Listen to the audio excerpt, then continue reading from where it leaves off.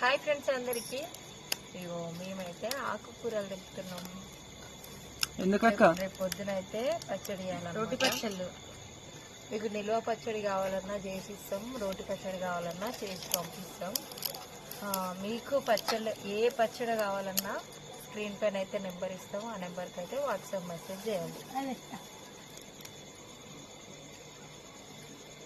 Okay friends, మరి ఈరోజు ఏమేమి పచ్చళ్ళు చేస్తున్నామంటే కొత్తిమీర, పుదీనా, తోటకూర, మెంతికూర, గోంగూర, రోటి పచ్చళ్ళు, ఆకుకూరలు 5 రకాల ఆకుకూరలు, ఇంకా ఏమంటారు మునగాకు, కరివేపాకు.